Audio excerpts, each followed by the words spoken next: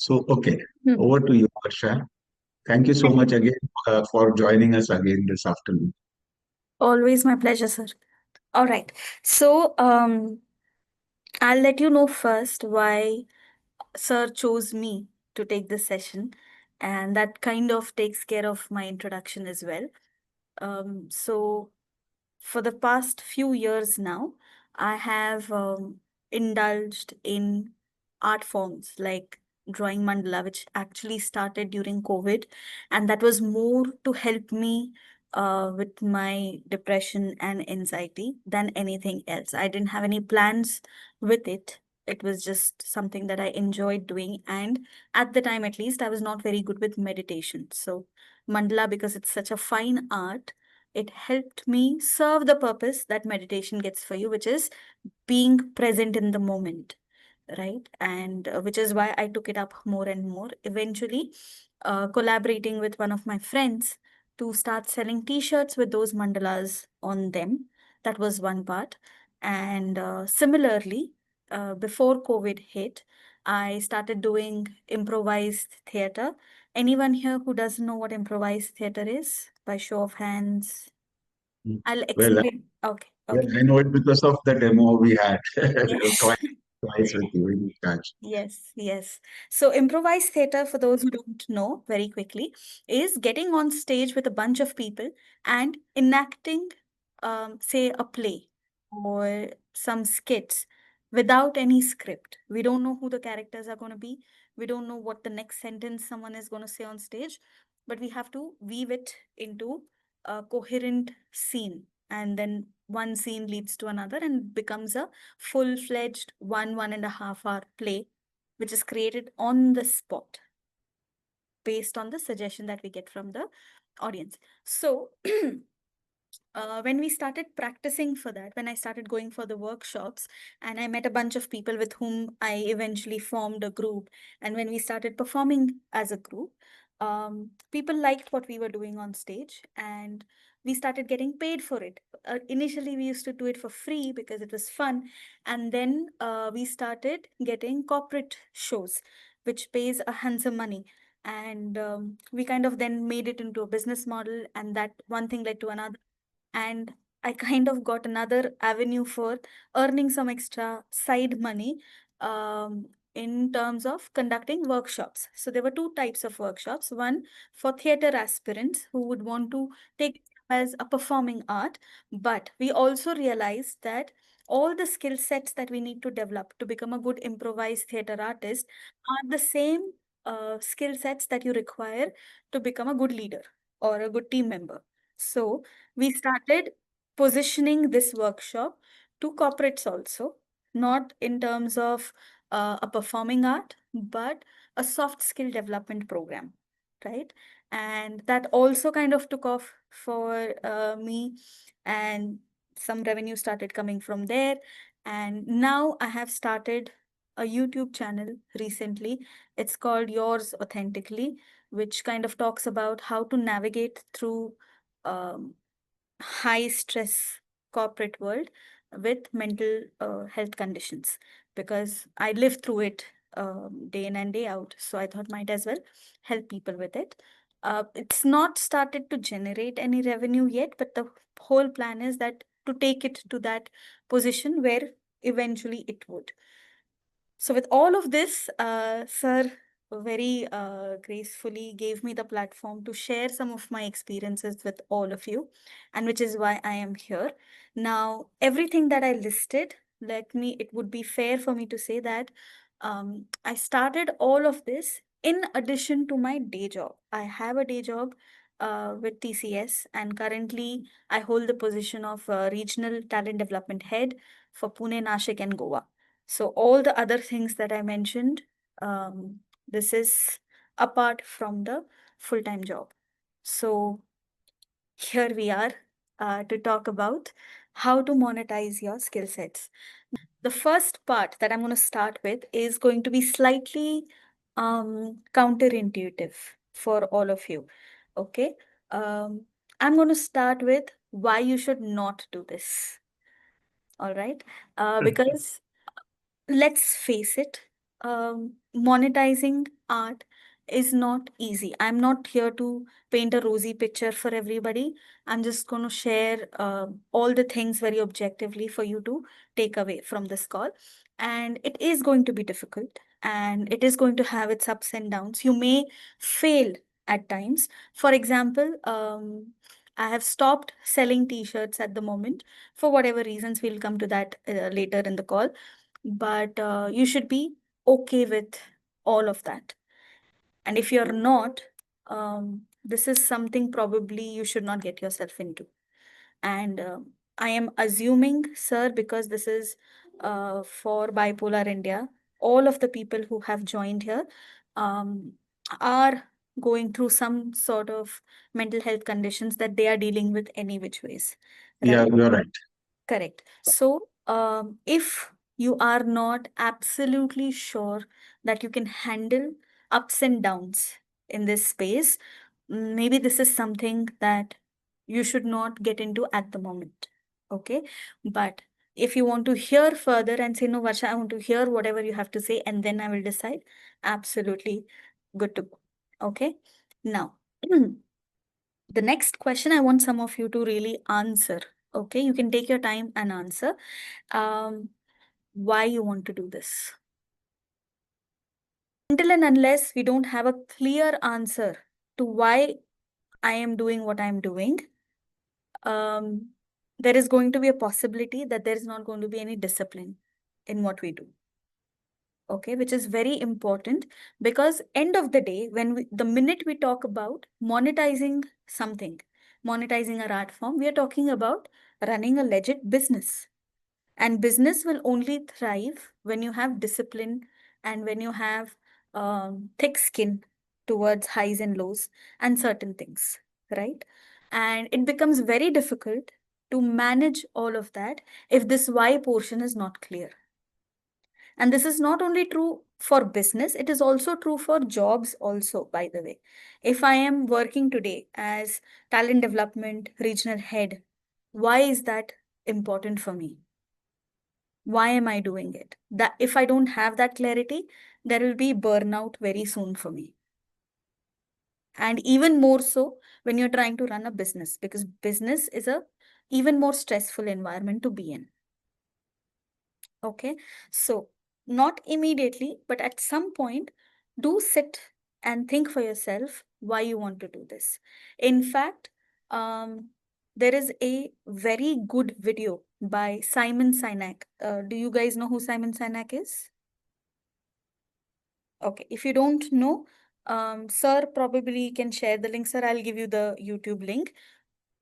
He has conducted a TED talk on this phenomena called the golden circle. All right.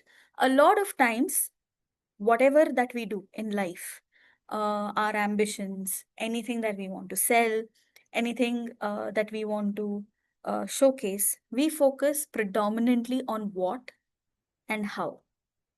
Even when we are marketing something, we are talking about what and how. What is our product? How is it going to help you? Very seldom people talk about why. Right? Why am I doing this? So at the beginning, when I was introducing and all the things that I was listing out that I did, if you would have noticed, nowhere did I say I started something for monetization, right? I started mandala because it was important for me to find an anchor for my anxiety. I started doing improvised theater because I wanted to get myself out of the comfort zone. It just happened to become a monetizing thing. Does that mean that it only works on luck? No, that's not what I'm saying.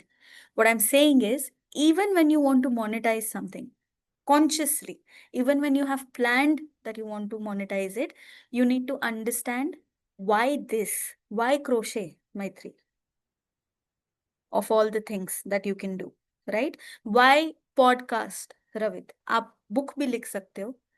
Does anyone, I mean, does anyone here not understand Hindi? Because I might switch. Okay, all right. Um, So, why podcast only? Why not a book, right? Why not just go stand on a stage and talk to people? Why not do something like this? If awareness is the uh, why ka answer, right? Why only podcast? So you have to be very honest with yourself. If I am today starting a YouTube channel, हाँ मेरे को चाहिए famous बनना है यार, किसको नहीं बनना अच्छा लगता famous. I shouldn't hide behind. I'm not telling you, Ravit. I'm talking about myself because I also have a YouTube channel. I shouldn't then hide behind the morally correct answer of, oh, I want to spread awareness. If spreading awareness is your why, you can spread it anyhow. You don't have to stick to one channel. Correct? So have that in place even before you start the journey. Very important.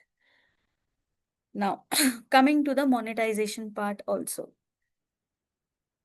Monetizing something is nothing to do with luck. Monetizing anything is to do with discipline and consistency. Discipline of showing up every single time. Consistency in the quality that you're delivering. Okay. See, it is one thing to showcase your art form in, let's say, a WhatsApp group to your friends and your family, and then getting accolades for that. Or कुछ post कर दिया मैंने Instagram पे बहुत like आ गए. Good. What you have to understand is all of that is free. Right? People, किसी का कुछ नहीं जाता, free है, देखो, खत्म करो. Is the quality worth buying though? I know, and I know this from my experience, we are very attached to what we create. Right? However, detach yourself and objectively look back and see, can someone, is whatever I have created worth people's time and money? Money because they have to buy, time because, again, Ravit, people like you and me who are creating content online, if I'm speaking for 8 minutes or 10 minutes or whatever time, is it worth for people to actually come and spend that much time? Would you if you were in someone else's place? That's very important for you to have the objectivity surrounding whatever it is that you're trying to sell, whether it's a product, whether it's a service, or whether it is simply putting something on social media. Okay. How do you find that? Understand your target audience first. All right. Very important. If I come here and start selling t-shirts, people will not be interested. You joined this call to understand how you can monetize your ideas, not spend money on mine. Right? So if I go on and on about, oh, मैंने ये कर दिया, मेरा ये T-shirt है, मेरे मेरे T-shirt का ये प्राइस है, आप ऐसा प्राइस रखो, you'll not be interested. Correct? So whoever you're trying to cater to, you have to be very, very cognizant of the fact that what is in it for them, not for you. People are not going to come to your website. People are not going to come to your channel because you want to become famous. It will not work that way.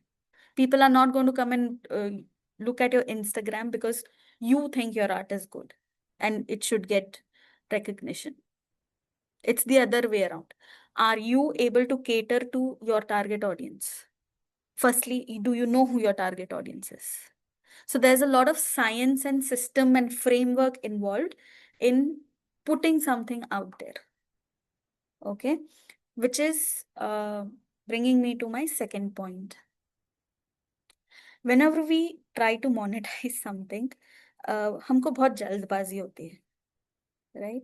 कि मैंने अभी कुछ बनाया, अभी मेरे को इसको cell करना है.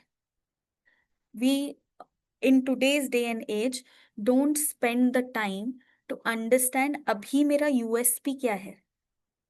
What I have seen happen time and time again, and with all the things that I have also tried to monetize, is start with one target audience. You can diversify later, right? Of course you can, and a lot of companies do, a lot of brands do. All right. But if you pick up any brand today that is well established, you would know the journey started with one focus area and then it kind of diversified from there. So today, to begin with, and since all of us are at the beginning stage right now, do we have that focus area locked in? Today, Apple has 10 different products, and Apple is brand big enough that doesn't matter what they're going to make, people are going to buy today. Was it like that when Apple started? No. They had invested only in computers earlier. They were nowhere in the phone market. They were nowhere in the telecom market earlier. They were nowhere in the music industry. Sony was monopolizing that portion when Apple started. Today, you see every third person will have n number of Apple products. So you need to understand the difference with that. You take any example, Amazon. Amazon today has AWS, it has stakes in different industries. When it started as an online book selling platform. It did not have anything else. Correct? So, step one, whenever you're trying to monetize something, is have one focused target audience because it becomes easier for you then to answer what is in it for them. Because today, any given idea that we would think of right now, do you think there are no hundreds of others, thousands of others trying to do the same thing? Of course there are. If I'm trying to sell my art, do you think there are no better artists in the market trying to do the same thing? They are. If I'm trying to create a YouTube channel on topic of mental health, you'll find several people who have created content. There's no dearth of it. How are you going to be different for your target audience in that case?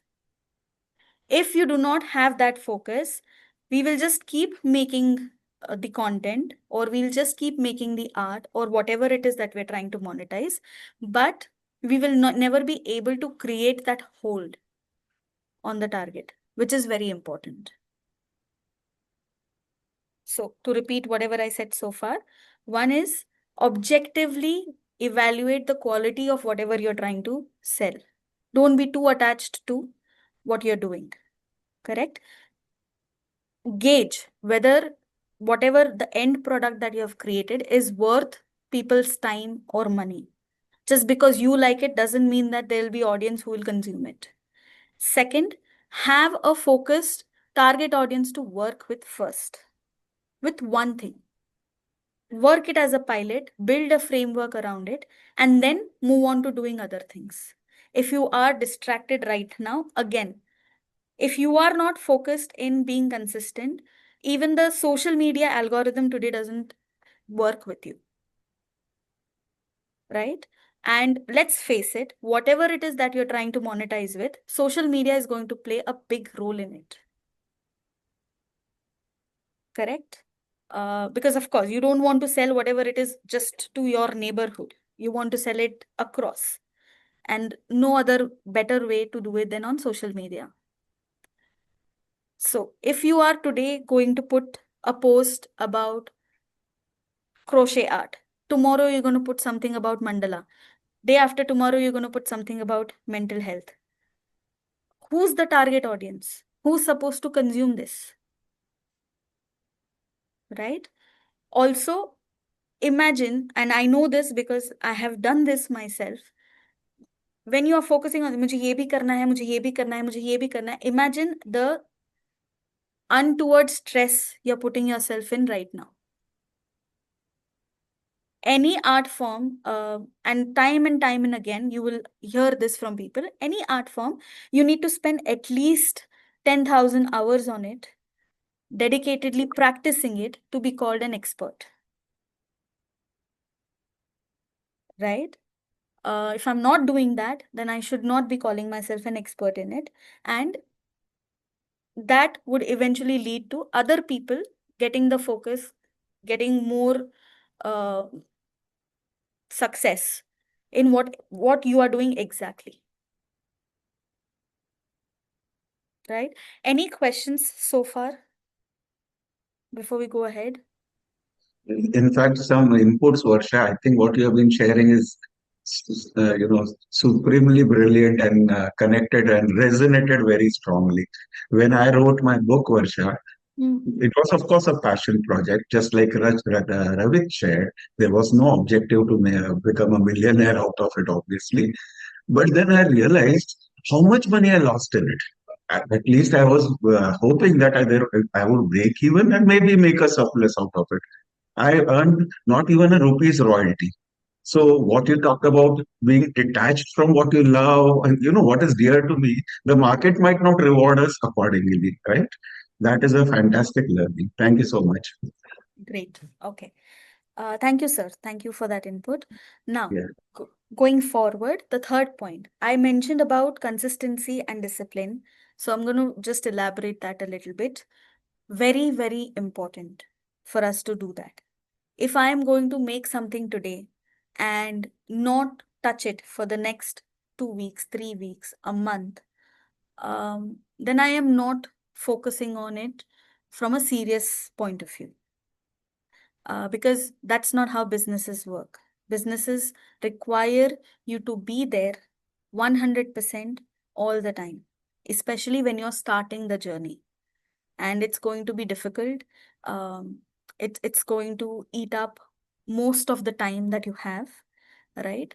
But that is something, that is a price that you pay because you definitely want to do this.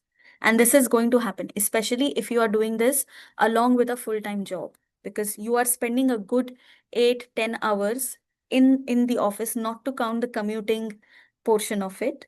And then you're going to spend time on whatever your passion project is. And you cannot unfortunately say, oh, I will do it when I have time. Oh, I will do it only on weekends. Even if you're putting content on social media on weekends, there's a lot of things that you have to plan and the framework that you have to put in throughout the week, right? So you cannot shirk away from that responsibility. And it is going to be boring, it is going to be cumbersome at times, and at any given point, you will want to just stop it. But that is what differentiates a hobby from a business. When it is a hobby, it's okay. Whenever you put, it's your choice, it's your call, right? But when you want to monetize this, you have to be consistent and you have to be very disciplined. Which brings me to a slightly difficult and slightly controversial portion of what I want to say. And I say this with a lot of caution. Okay. This is in no way to make someone feel offended or bad in any way, but this is the reality of the situation. When you're trying to run a business or when you're trying to monetize something, you have to get out of your comfort zone.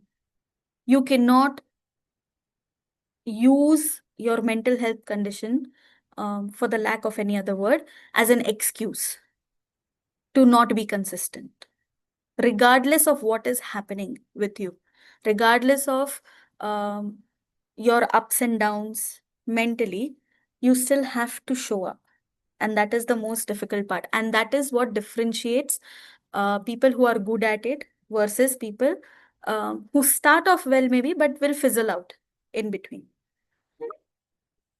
And there are examples after examples of people who have been doing this. I know, because of my improv circle, I know a lot of stand-up comedians who suffer from depression, who suffer from anxiety, and yet week after week they show up with good content, content that makes us laugh, which is very difficult to write when you're in your depressive phase. But they have to do it. That's their job. They have left their other means of earning, and this is their only source, right? So no matter what, they have to show up. If you can do that part, then you have kind of made it.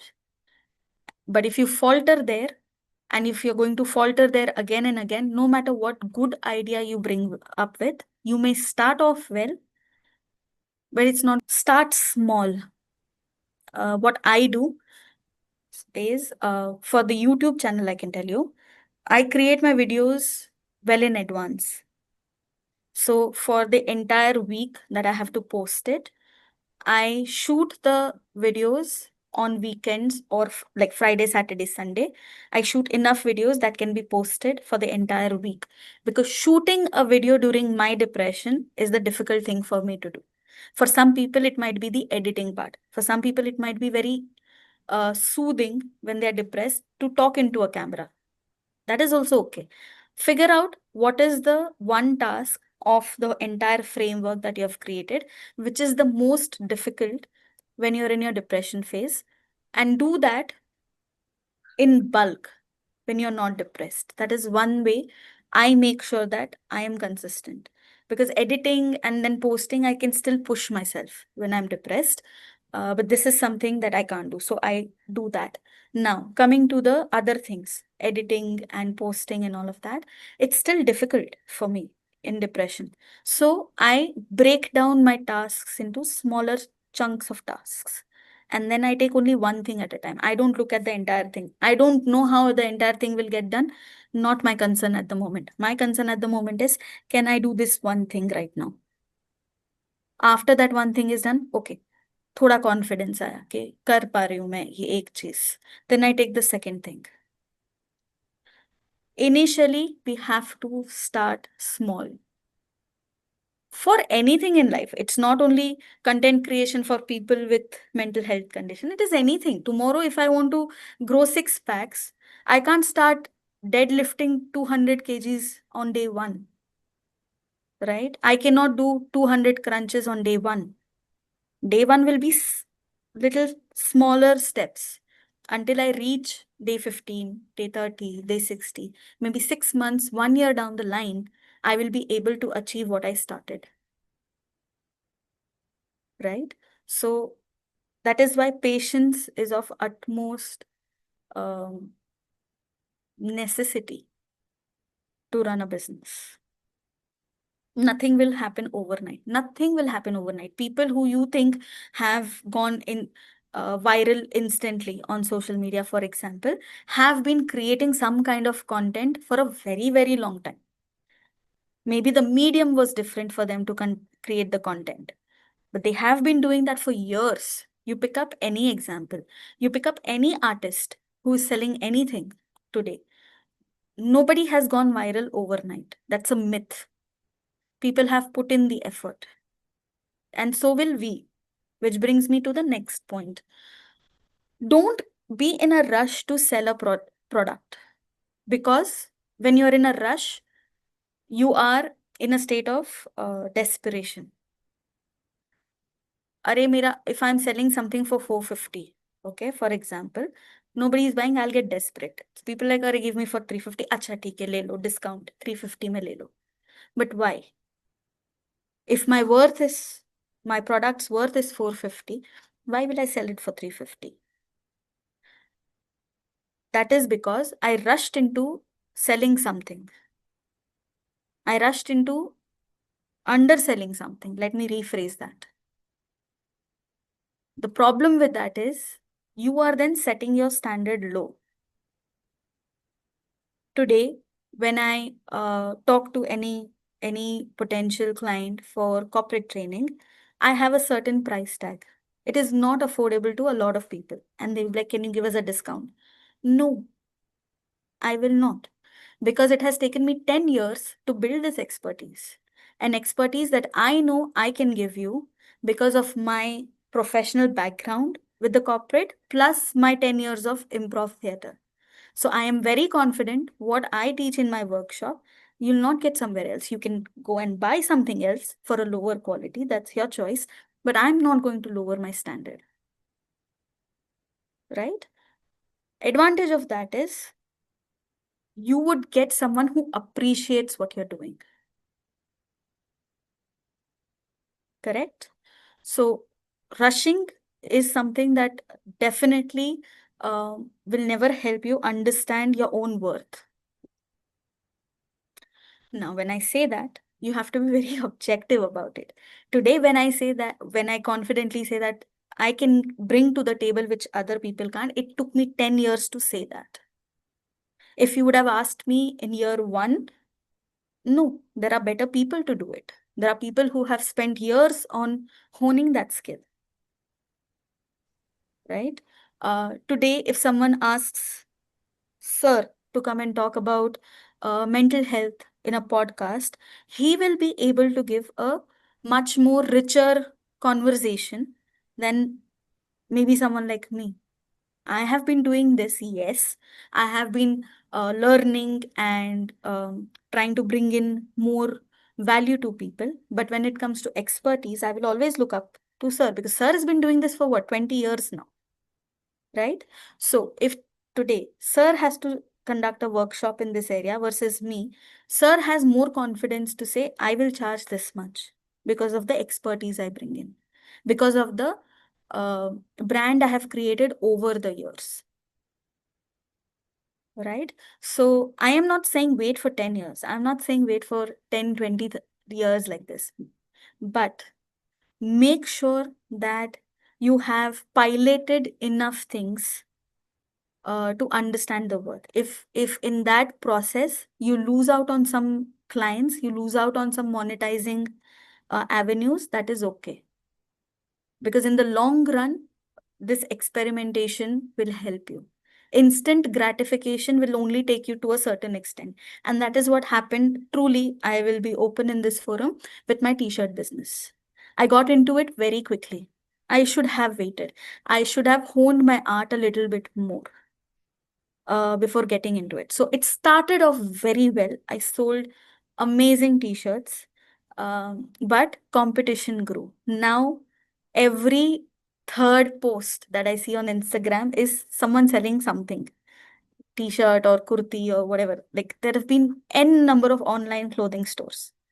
Had I honed my skills better and positioned myself as a niche or a luxury t-shirt brand, I could have sustained more because that framework could have been stronger, right? So don't rush into doing anything. Treat your art as art, enjoy it, every moment of it, and things will fall in place. The next point. Whoever, see, I do very rarely you will come up with an idea that nobody else has thought of. Okay? There are 7 billion people on this planet. Definitely someone has thought of it. Okay? We should stop giving our ideas that much importance. You Google something, you'll find 10 people doing the same thing, which is a good thing. Which is also a good thing because then we have tangible proof that it works. Right? That is half the work done. Follow these people, see what they're doing. What works for them, what doesn't work for them. Right? Find a small business, find a medium business in the same area, find a large business in the same area. See what each person is doing and what each person is not doing. And learn from that. Now, this is the boring part I was talking about.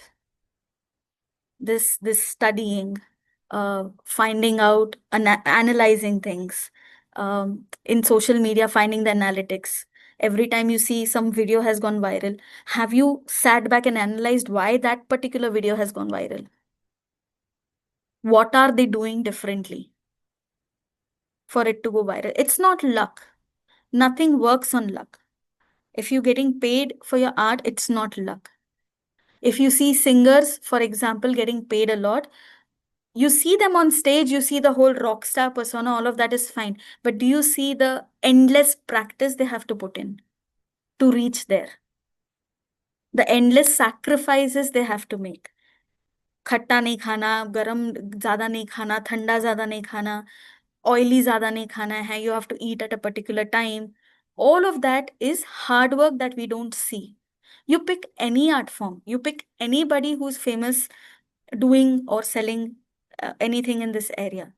We only see the persona which is on social media today. We don't see the hard work and the boring work behind it. But sorry if I'm bursting some bubbles here, that is the most. I just started the YouTube channel, and my why for starting the YouTube channel is at my place when I was diagnosed of depression, I did not have the support that I wanted. Sir knows that. It was very difficult for me. I was going through a very difficult time personally, otherwise also. And I felt alone. And I know a lot of people feel that way. And that affects me. For me, I think everyone should have a support system in place. I was lucky enough to stumble upon Bipolar India. I was lucky enough to stumble upon very learned and senior people who understand all of this, but not many people get the privilege, right? And I have a certain understanding of how to talk in front of camera and I can articulate my points well. So if I can help people, my motto is not even monetization at this point. I'm not even looking at it for the next 1.5 year.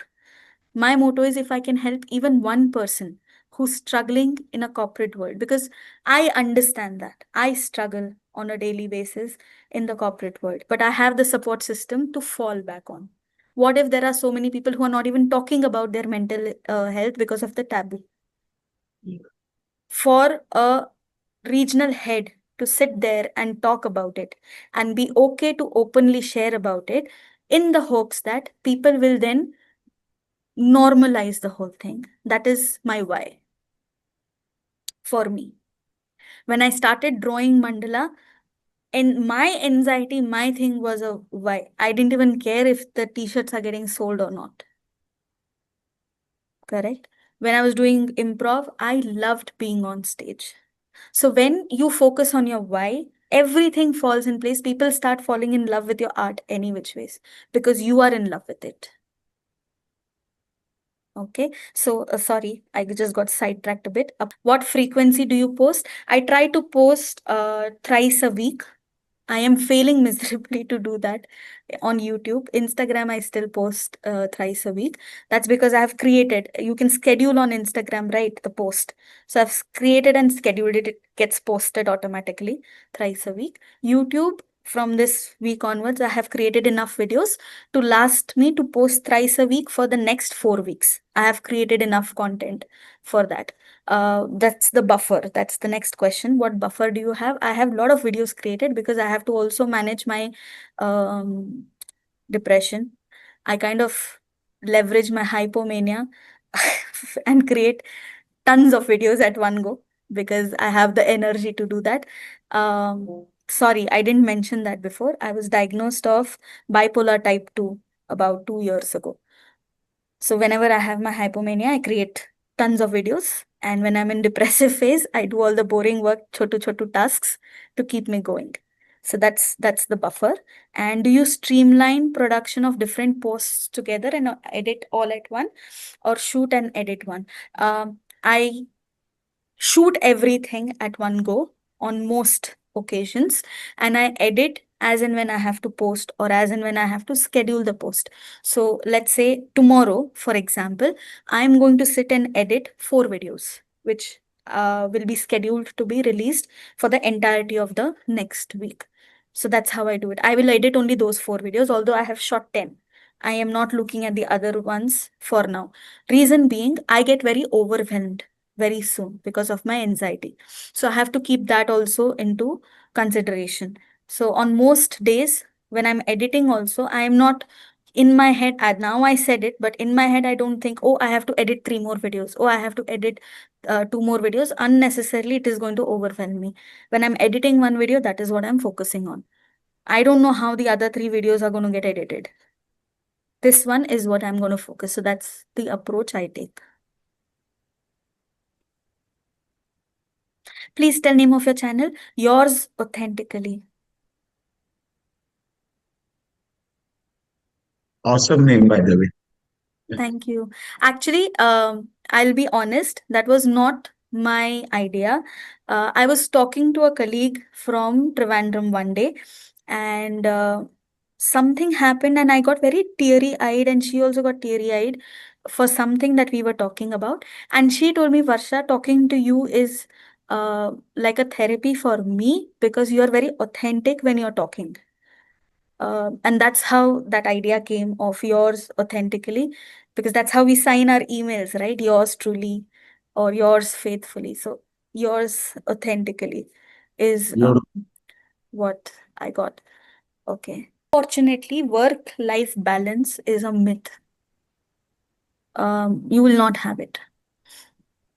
And there are some difficult sacrifices you have to make uh, when it comes to following your passion. Okay. Even you're not following your passion. Imagine this. I come to office at 9. My office timing is 9 to whenever your work gets done. There is no end time to me for me. If I'm sitting from 9 to let's say 7:30, 8 o'clock, that's more than 10 hours. More than 10 hours of the 24 hours, I'm sitting in office. Correct? I go home, I have to make food, I have to feed my cats. I have 3 cats at home. So I have to feed them. I have to feed myself. So I have to cook something. I help my mother cooking. She's at home, she's retired. So thankfully, I have some help there. But predominantly, a lot of us have to go home, cook, take care of the family. So you're spending any which ways very less time with your family because 10 hours of work, maybe 2 hours of commute, that is 12 hours, 8 hours of sleep, that's 20 hours gone there. You have 4 hours. Is that work life balance? Even if you're not following your passion, forget that. Just 4 hours. So, Saturday, Sunday, we glom onto that. No, you have to spend time with us. But that is a sacrifice you'll have to make. Or you have to, because Ravit, you have your own business. Maybe, I am assuming, okay, I don't know what is the situation. Maybe you can take out time and divide your time between your work and shooting on weekdays. I do that. I go home once everyone is fallen asleep and my cats have fallen asleep so that I don't have background noise. Sometimes I have shot video at 1:30 in the night or 2 o'clock in the night because then people are sleeping any which way. So you're not spending time with them. But the sacrifice that I made was next day I did still show up to work at 9. Even if I slept at 3:30, I woke up at the time that I'm supposed to wake up, did everything that I'm supposed to do, and still showed up to work at 9. Two things. That was my hypomania phase. So I only sleep for 2-3 hours when I'm in hypomania, and I still have the energy left. Second, if you're passionate enough, you will not be able to go to sleep before till you've done it. Right? There is that drive, that there is that irritability, for the lack of any other adjective, till you have finished doing something. Sir, please let me know, when you were writing your book, wasn't there a time when you had to write that one chapter because you were so excited about putting that in? Not for anybody to read, but because you felt passionately about that. So there have been times when I got a thought and I was like, oh, this people have to hear that, they have to hear this. So I'm going to make a video right away. Doesn't matter if it's 2 in the night, 3 in the night, because I will not be able to sleep only otherwise. But I guess, Varsha, it Yes. might be easier for people who do not have your taxing work schedule, meaning your full-time data Correct. job, and who are only creators, or they have other projects which are not so sort of time-consuming. Okay, some people might be having some sort of a structured work life, but would not be so involving or so sort of exhausting like the one, because I don't think this is the template that maybe I think a majority might not be even up to it. This kind of a template, right? What you have been able to manage, not only for maybe 6 months, a year, but a long period of time. Am I right? Yeah. Absolutely. Absolutely. So that's what I'm saying. Work-life balance. You will not get, nobody in this world today works or has professional life for 12 hours and family life for 12 hours. That would be the balance we are talking about, right? But that unfortunately doesn't happen. Um, so you will have to kind of, Ravit, to answer your question, you will have to manage that expectation with your family, and that's not going to be an easy conversation to have. Sometimes when my niece comes, my sister comes, she stays in Bombay, I live in Pune. So when they come, if I have planned to do something, I have to do it. It's not like, oh, my niece has come, so I will not do it this time. Although I love my family to bits, initially my sister would feel little bad about it, saying that, oh, we have come all the way and then you're not even spending time with us. So I had to get that expectation set that, look, this is something that I have to do for myself, and it's family, end of the day, right? Family eventually comes to your support, is what I hope. Realistically, I know it's not possible. Some people don't really get the privilege of having that support,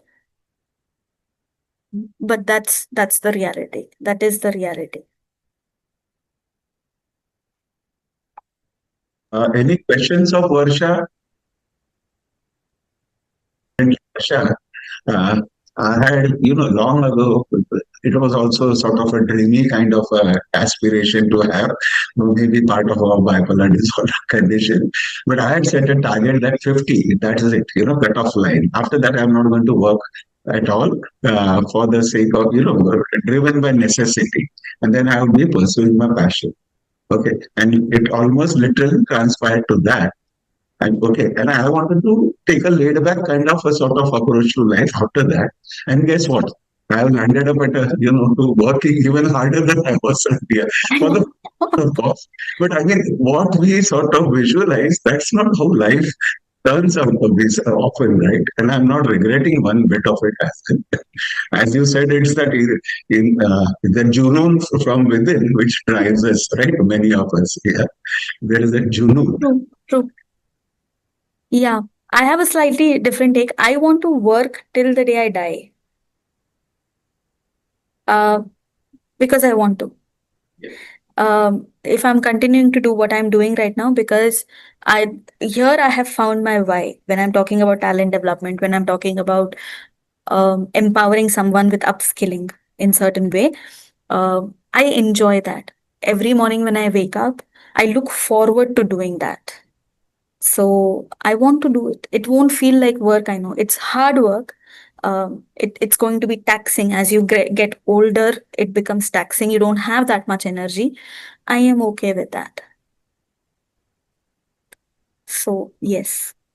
That was about it from my side about monetizing. Um, Initially, if you do not have any other stream of earning, please don't leave your existing day job when you're doing this, unless you are very confident that you're okay to do that. If you have 1 year's worth of your normal salary in place, by all means, try it. But if you don't do it. Reason being, I'm not doubting your ability. Please don't get me wrong. But a sort of desperation creeps in as the time goes by. If I have only 3 months of salary in my pocket and I leave everything and I start doing this, may take some time. And today there is n number of competition. Earlier, competition was less, but the challenge was something different. The reach was a challenge. Reaching out to people was a challenge. Today, reach is everywhere, but competition is a lot, right? So, in order for you to establish something, it will take some time. It will take you, say, 3 months or 6 months or a year, depending on your own quality of what you're putting out there. So, don't quit a steady form of income, because I know my creativity will go out of the window the day I have to worry about where my next paycheck is going to come from. Okay. So that. Thank you so much, Varsha. Thank you so much. Awesome. Uh, and you were really authentically yours, as your brand goes for the YouTube channel. You were exactly that today, as well as just like you were for the earlier session that you delivered for us. Uh, and you, without going into much into what your own journey was, you have brought into how it will be, it would translate into. perhaps a realizable model for the community. I think that that trust is appreciable, right? Not just talking about your successes or failures. Of course, that I mean those insights were also very important for us, and we learned a lot from that. I'll just stop recording here.